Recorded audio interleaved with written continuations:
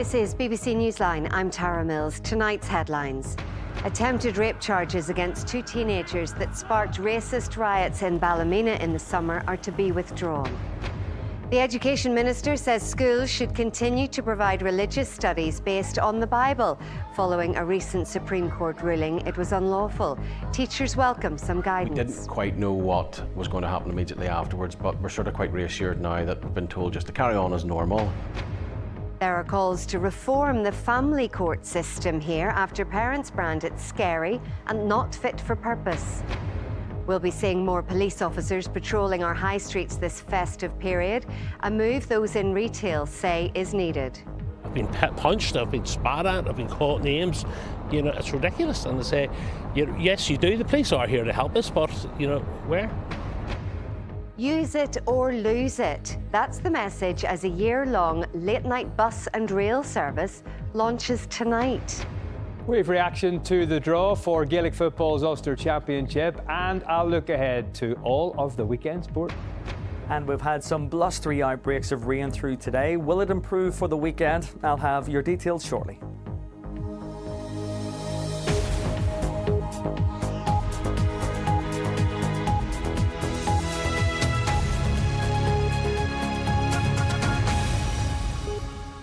Hello and welcome to Friday's programme. Two teenagers who were accused of attempting to rape a schoolgirl in Ballymena are to have the charges withdrawn. The boys, aged 14 and 15, who are both Romanian, have spent 5 months in custody since the alleged assault that sparked racially motivated riots in Ballymena in the summer.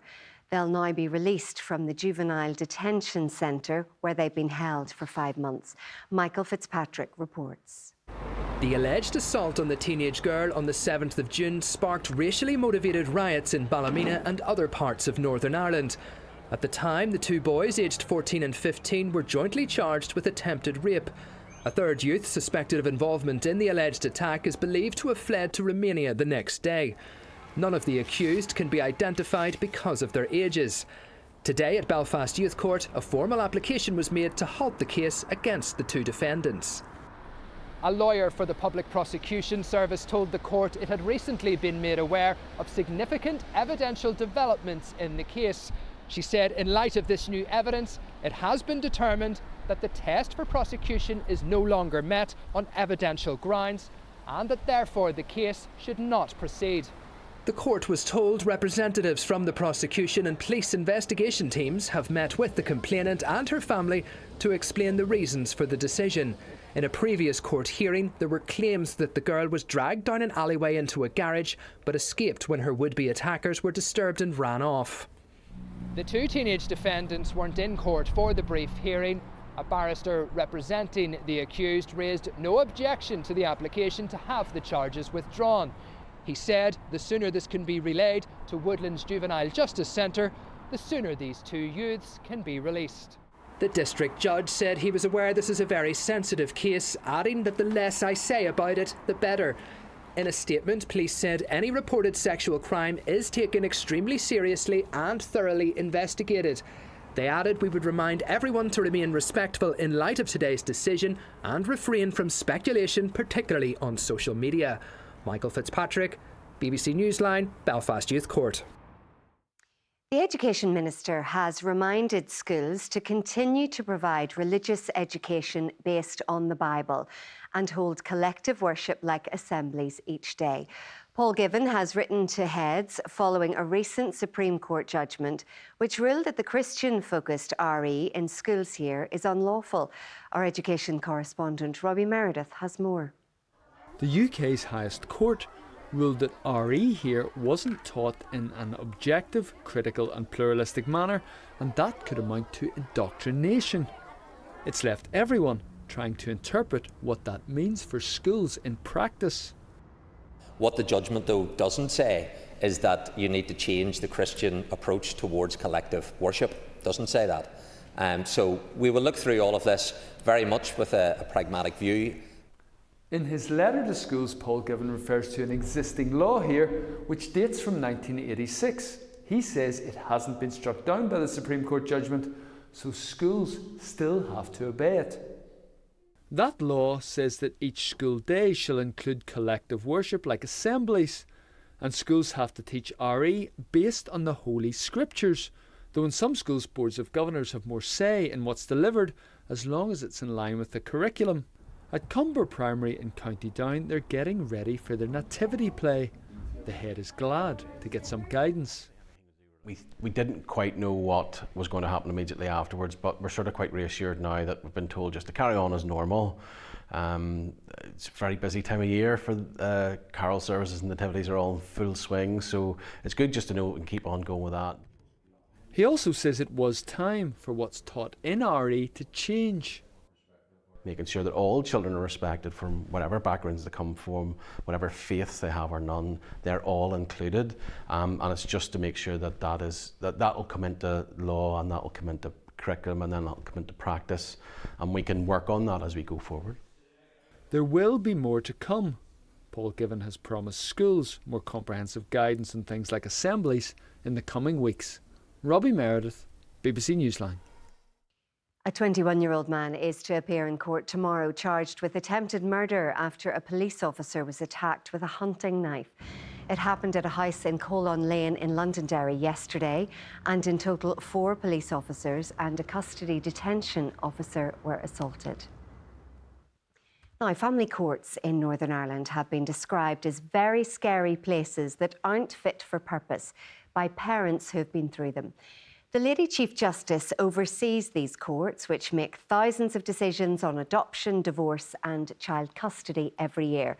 She says family justice is distinct from the rest of the system because she believes judges are doing their best. Eve Rosado has been speaking to both Dame Siobhan Keegan and those parents we mentioned. Eve, these courts are difficult to understand because they're closed to the media and to the public. Yeah, Tara, and I mean, there are really good reasons why they're closed. It's to protect the privacy of the children at the very centre of the courts, because as you said, they're making vast numbers of very, very serious decisions. They're deciding if a parent is no longer capable of caring for their child and that child needs to go into care. They're helping parents after a relationship breakdown to navigate custody arrangements. But the fact that they're closed has led to criticism for decades and calls for reform, for transparency, for better accountability. Now, in terms of transparency, that is changing across the UK. Media access has changed in England and Wales. Journalists can go in and report from courts there. And here in Northern Ireland, we now have our own pilot around that. And that's all part of the reforms that the Lady Chief Justice is looking at. This year, she also introduced new domestic abuse guidelines for judges who work in these courts. And domestic abuse allegations are a huge issue there, not least for the mother we've spoken to. Now, we're calling her Jenny. That's not her real name. She left her abusive partner. They ended up in court. And she said he has continued his abuse of her through these courts. He's still in constant contact. He takes me to court every time I try to set a boundary. He's weaponising our child to maintain that course of control, and his need for power and control got a lot worse after the separation, and the court system it doesn't really seem to see or care about it. I spoke to the Lady Chief Justice about the family court reforms she's working on. While she is making changes, she doesn't believe Jenny's experience is the norm. My primary concern is that someone comes away from the court understanding the decision and not feeling that the court itself has added to their trauma or anxiety. We also need to probably, think about how our courts are structured. I have pitched for more specialist courts. I think the elephant in the room, though, is the funding of family justice. Colin, not his real name, split from his partner. There was no abuse involved in their case, and they have a court order arrangement for him to see his child. He says that order is breached regularly. Returning to court is his only recourse, something which has cost him tens of thousands of pounds. It's my view that the court system as it stands is not fit for purpose. It's letting applicant parents down, it's letting children down, it's failing people like myself who are paying for a service, and the service is just not being delivered. I just want to say that if there are people like me out there going through this, that I wish them the best of luck, because it's not easy. And I love my child. The Lady Chief Justice herself worked in these courts and recognises this scenario. It must be very frustrating for the parent on the receiving end to see court orders breached. It's a complicated area in the sense of sometimes the point is raised, well, that didn't happen because of a variable, which is what the children want. In the past, I think we've been really robust on this. Sweeping reforms of these courts requiring legislation and increased funding seems many years away. Jenny is clear, though, about what she thinks should change. It's a very scary place. You don't know what's coming. I want judges and courts to actually listen and step back and see, take each case individually, really, instead of just a blanket approach. Well, there's more detail on this story on the BBC News website, or you can download the BBC News app. Now, as Christmas draws closer and high streets get busier, the PSNI will be increasing their presence to help keep shoppers and businesses safe. This year's Operation Season's Greetings will see more officers on patrol in key areas, aiming to deter crime and offer reassurance during one of the busiest times of the year. Jake Wood reports. This Christmas, while the high streets glow a little brighter, the PSNI has increased its commitment to keeping them safe for shoppers and staff. Operation Season's Greetings will see a prioritisation of officers, increasing police visibility on the streets during the festive period. So our priorities this year are public safety, road safety and tackling violence against women and girls. We'll also be focusing on preventing thefts and antisocial behaviour in busy shopping and nightlife areas. Operation Season's Greetings will see a redeployment of plain-clothed and uniformed officers, meaning a higher visibility of police on the streets. The increased police presence is expected to last throughout this year's festive period, but as Christmas shopping begins here in Belfast, some retailers are already feeling the pressure. It's not a want, it's a need. It's a need. We need to see more police on the streets. I mean, look now. There's none to be seen. But within all that, there's a shoplifter within this crowd. There's no doubt in my mind. I've been punched, I've been spat at, I've been called names. You know, it's ridiculous. And they say, yes, you do. The police are here to help us, but you know where? No disrespect to the people that are here. They do a good job, but you know, where are they? There's just not enough of them on the ground. With more police on the street, officers are hoping the only things getting lifted this year are Christmas spirits. Jake Wood, BBC Newsline. A Belfast city centre road, which has been closed for the past year, will finally reopen tomorrow morning. The return of traffic to Durham Street beside Grand Central Station is good news for drivers. And as our community correspondent Mark Simpson has been finding out, a big relief to traders on the nearby Sandy Row. It's that time of year again. Christmas chips are back on the menu in Sandy Row. And just down the road from this shop, Durham Street is about to reopen. This was midday on the road, no time for lunch here. There's still a lot of work to be done, but it will reopen tomorrow morning. Its closure for the past year blocked off one of the main routes into Sandy Row and meant other roads were more congested. Businesses paid the price. It was awful. Like, honestly, we thought we were going to have to close at one stage, so it was really bad. It was taking 2 hours for some clients to get to their appointment, which was obviously mayhem for us, and appointment times were just out the window. Once the road reopens, things should return to normal. It'll hopefully stimulate the economy back in Sandy Row again and bring a lot more people to actually come down the road and have a look and see what's here. An early Christmas present for you? Oh, it certainly has been, yes. Definitely an early Christmas present. Yeah, it can only be a good thing. You know, it's going to obviously bring in a lot more passing trade through Sandy Row and that there, and hopefully maybe other business owners there will maybe look into opening up in Sandy Row. Preparations are nearly complete, and the hope is this is the start of a new era. Durham Street will reopen at 8 o'clock tomorrow morning. That will help this area in the run-up to Christmas, but there's no doubt it needs a longer-term boost. Mark Simpson, BBC Newsline, on Sandy Row. An extended timetable of late-night bus and rail services begins tonight, and people are being urged to use them. The one-year pilot scheme will see extra buses running on Friday and Saturday nights. Additional rail services have also been introduced for the festive season, but will stop the weekend before Christmas. Catherine Morrison reports. Getting home after a night out in Belfast can be difficult, especially at busy times like Christmas. But from tonight, there are more options at the weekends. New late-night metro buses will be leaving between midnight and 2 a.m. for people travelling within Belfast, servicing 11 main routes across the city, picking up at metro bus stops along the way. There'll be extra late Ulster bus services too for towns and cities across Northern Ireland, and additional trains in the run-up to Christmas. It's welcome news for passengers.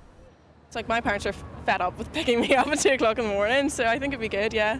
Probably be safer on a bus actually. Especially than a with taxi. students as well, I think Yeah. it'd be great to have a cheaper bus anyway, but yeah, the taxis, the ferry, take a lump out of the bank account like.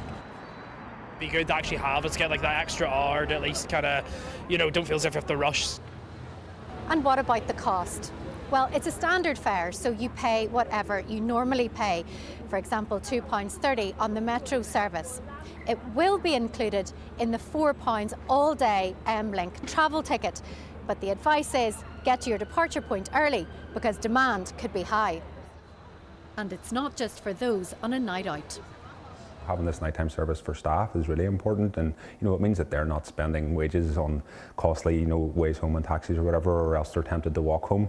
And the other really important thing with these night buses as well is, it's great for customers, it's great for staff, but it's also the safety that it's providing as well. The late buses are a pilot scheme, so people are being urged to use them or lose them. Bus services will operate on Friday and Saturday night. And the exciting thing about that is it's not just for Christmas. This will continue into next year for 12 months. That will enable us to support the nighttime economy, but also provide safe, sustainable transport home for those enjoying a night out in Belfast city centre. All the details on routes, times and pricing can be found on the TransLink website. Catherine Morrison, BBC Newsline. Now, pupils in Derry have put on a show to celebrate the official opening of their new state-of-the-art school. The principal says the new Ardnashee College will set the standard for special needs schools across Northern Ireland. And some extra stardust was sprinkled by Snow Patrol's Johnny McDaid when he helped open the school, which he says is close to his heart. Here's our Northwest reporter, Kieran Turish. First Minister Michelle O'Neill and Snow Patrol's Johnny McDaid did the honours at the official opening of Ardnashee School and College, and they were impressed with the huge talent on display. The people here are extraordinary. Their ability and capacity to dream and to create this incredible space is just extraordinary.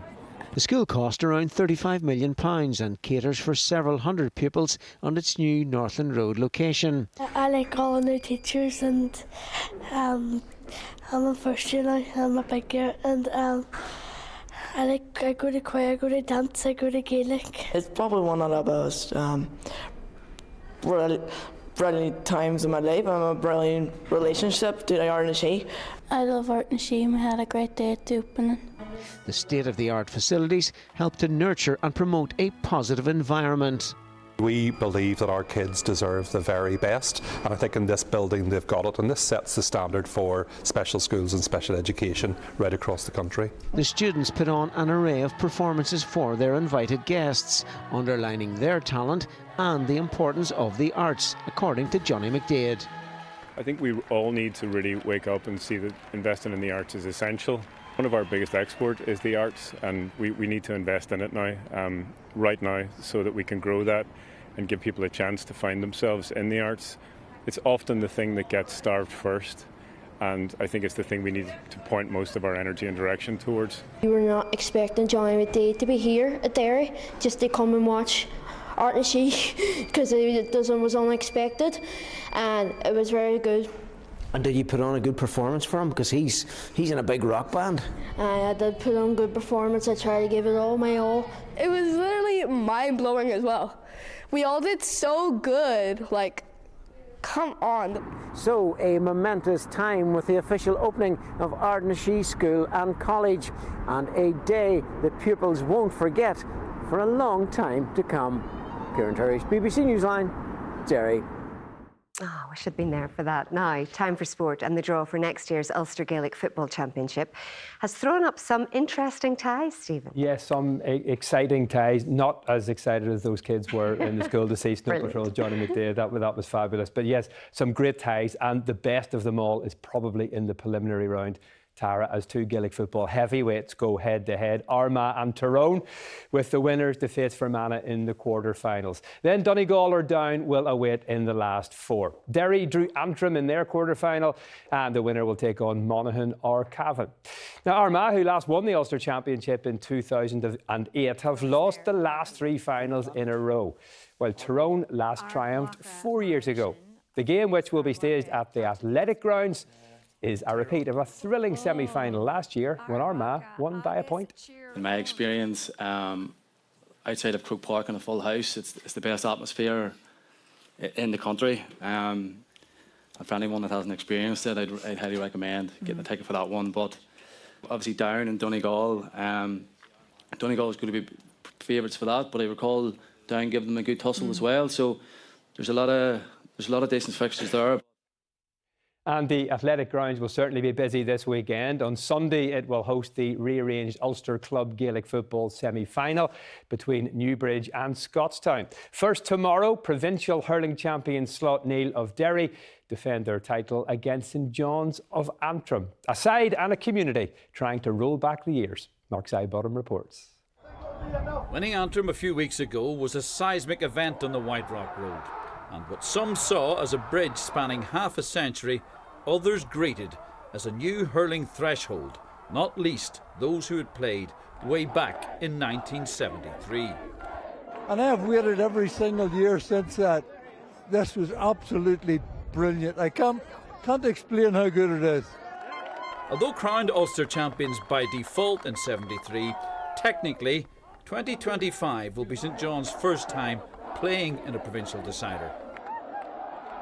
I think you're correct in what you're saying there anyway, Mark. We have a Golden Eagles club in St John's, so they would meet regularly twice a month or whatever, and we went down and surprised them with a county final trophy the other night, and they all loved it.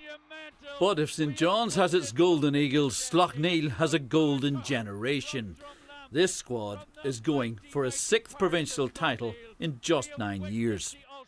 Well, no doubt it helps. It's good that we've been here before. We know timings, we know the ground quite well, and we know what to expect. But I suppose when the ball's thrown in, games take on a life of their own. I describe them as having match winners up front, but having a real doggedness at the back, which what all good teams have. There's no doubt we're in for a massive battle.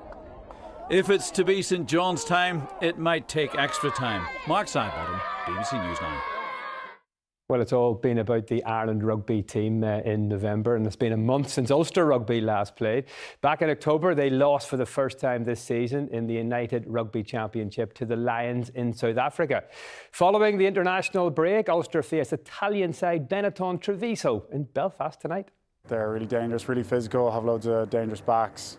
They're well coached. They have it seems like they have a massive squad. They have lots of depth. It's hard to know who exactly is going to play, just with them coming back from Italy duty, some of them. So it's going to be a really tough challenge, but we're looking forward to it. We'll obviously back ourselves, certainly in all our home games, and we're looking forward to putting out a good performance on for the crowd.